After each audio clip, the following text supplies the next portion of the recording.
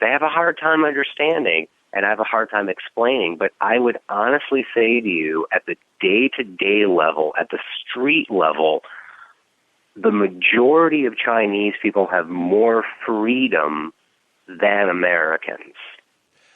I believe that. Well, that'll take some explaining, I think. Of course. Wow. All right. Well, of course. I love the fact that there was a pause. I love the fact that there was a sexy female voice that would go, I would believe that. And I love that there was X-Files guy like, that needs some explanation. I love that. I love the fact that, Jeff, you just hung back like, hang yourself, Klocek, hang yourself.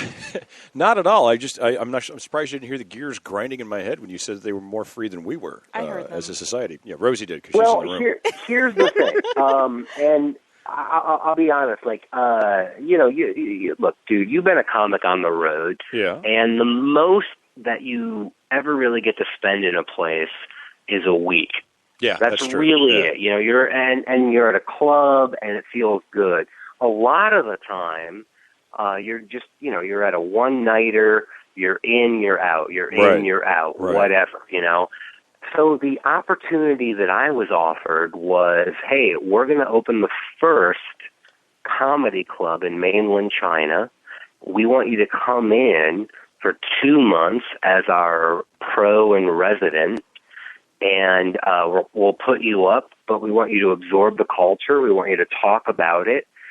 And it was an amazing experience. Definitely the highlight of my professional career and one of the highlights of my life. But I got to wander around Shanghai, and then I would go on stage, and I'm in front of this young, diverse audience from all over the world, which was incredible. And the first night I'm there, here is something that I don't think would play out in the same way, but the first night I was there, in the front row, there was a woman from Israel, and there was a woman from Iran.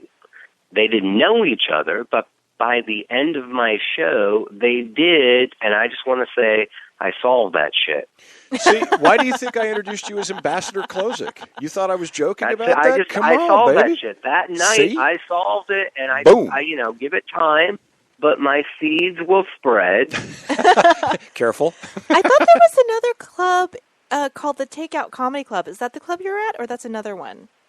Well, there's the Takeout Comedy Club is in Hong Kong. And Hong Kong, again, here's the complexity of China that a lot of Americans have a hard time understanding. China is, of course, one government, but it has 3 different governmental regions.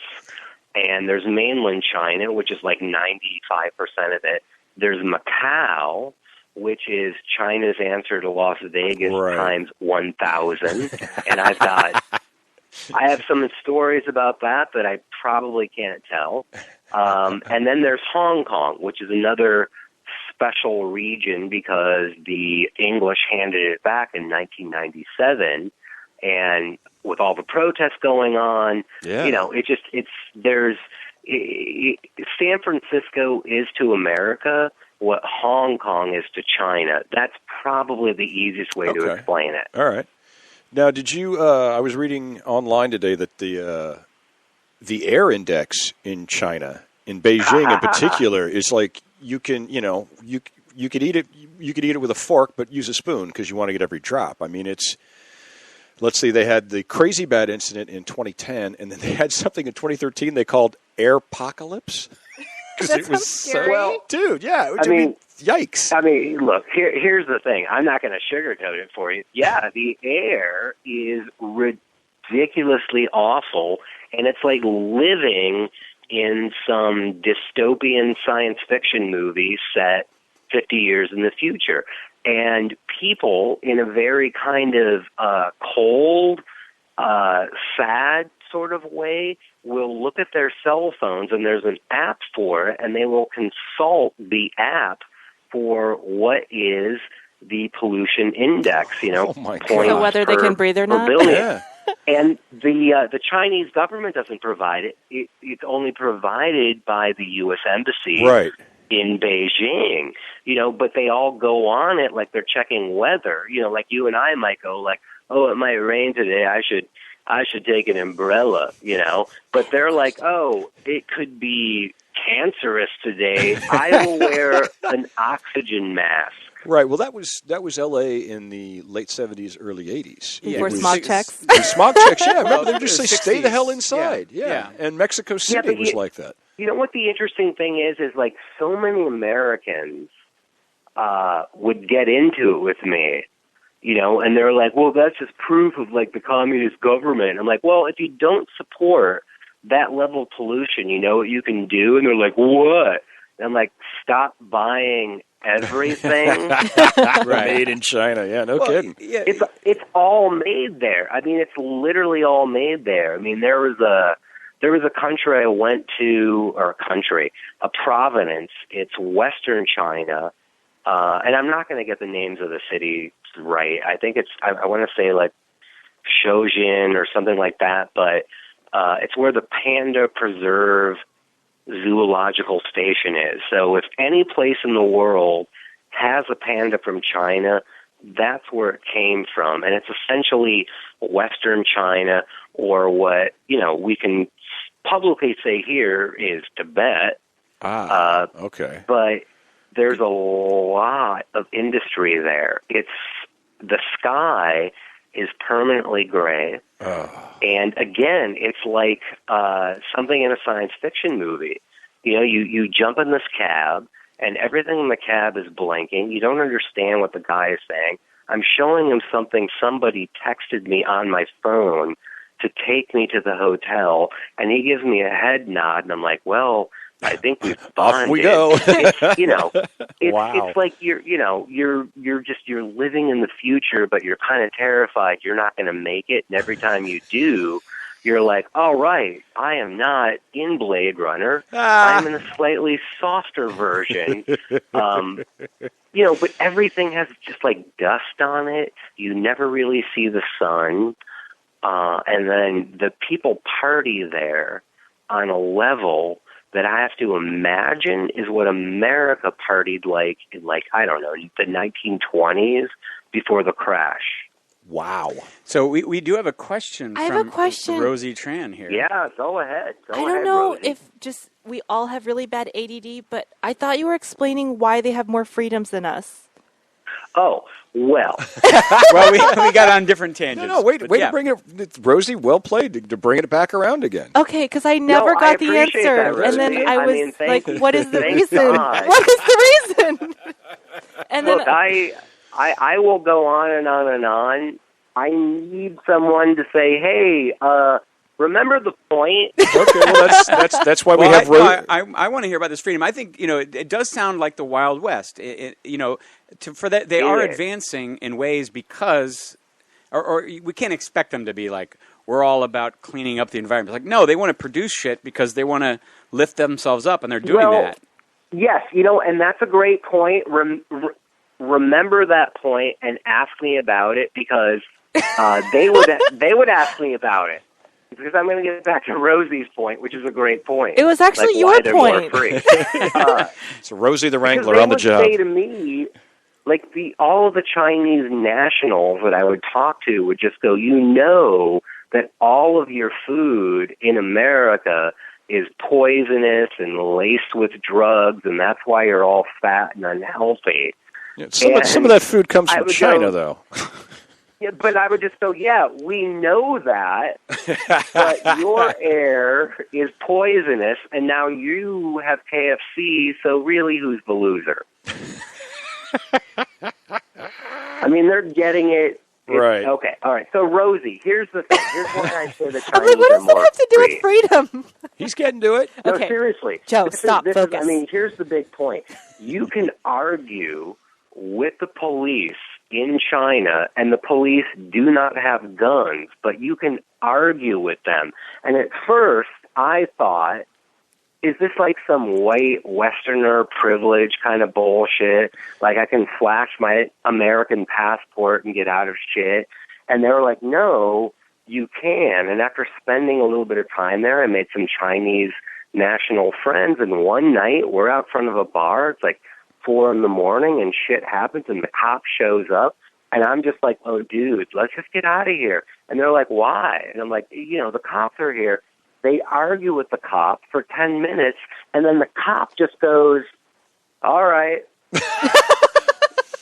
Okay. Now I'm going enough, to give you high points for that one as a perfect example of more freedom. Wow. So very absolutely. good. Very good example, Joe. Very good. On the flip side of that, where I've realized how much of a sort of police state we do live in, was watching video of the police in the United States, of course. In the United States, of course. Well, in my story, I'm telling. In the United States, I'm with you, there's an ambulance and a fire truck. And the fire truck, they pulled the fire truck to block traffic because they're dealing with a car that's turned over, and they're trying to get this woman out from under this car. And the police officer says, move the fire truck. And the firefighter says no, and he arrests the firefighter. The police officer, I remember that story. It was out of San Diego, I think. Yeah, and there's been 2 cases of it at least. But it's like, they want you to obey, and there's no not obeying the police. You are going to. To me, I don't know how you want to define it. You can throw some very loaded terms around, but the problem is when authority expects you to respect it 100% of the time because it's authority, there's a problem. That's fascism, isn't it? Yes, that is a word. It kind of comes to mind. It's amazing, though, you spend any time outside of America, you start to see, wow, there are ways we're not free that we can't even conceive of unless you step outside. Are we like in the Truman Show, Joe? Are we in the Truman Show? Here in the States? I think so. I think we're on the boat. I think there's a thunderstorm. I think we're headed for that door. Oh, God, I hope so. Now, did you... alert. Now, let me defend the greatest... That nowadays. I don't want to ruin a fucking movie for anybody. Now, did you spend any time on the internet, and did you run into little roadblocks with that, or... No, none. Zero. Really? But how would you know if you were roadblocked? Well, I know somebody was traveling through Asia and was surprised that they couldn't get on Facebook.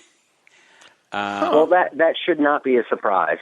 Yeah. There's really, if you're going to divide the world up, there's really 2 quadrants. There's China and there's Southeast Asia. And don't confuse the two because they hate each other. Sure. But don't talk about Asia, my people.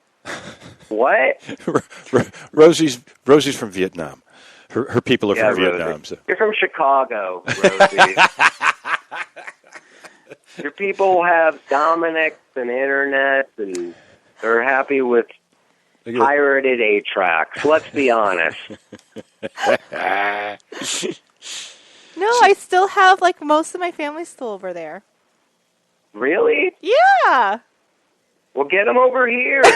Yeah, what the hell? Why are we even doing this podcast? We need to go to Vietnam and save liberate my family your people. members. Exactly. It's time for Tran Lift 2015. Money for your, Should we your start a family, GoFundMe Rosie? page? There we go. It actually would be pretty cheap. I think my dad sends $500 US back a month, and that supports 20 of my relatives. Holy. Wow.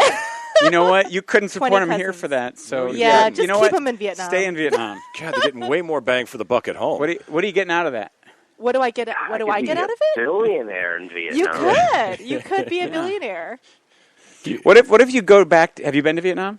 I'm bad. I'm bad. Oh.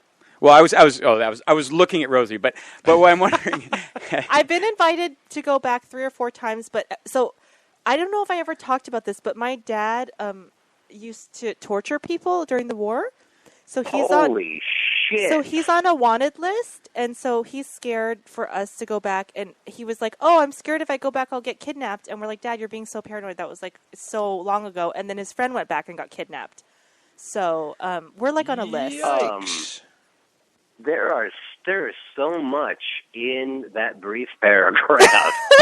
Yeah. I didn't find out that my dad used to torture people until I was in my late 20s. I never knew that until my So he didn't torture you or your siblings at all? Well, that explains my childhood, but Ah. oh, my mic went out. Rosie, you're wasting your time if you're not on the phone tomorrow setting up an HBO documentary. Yeah, that was... Dude, you could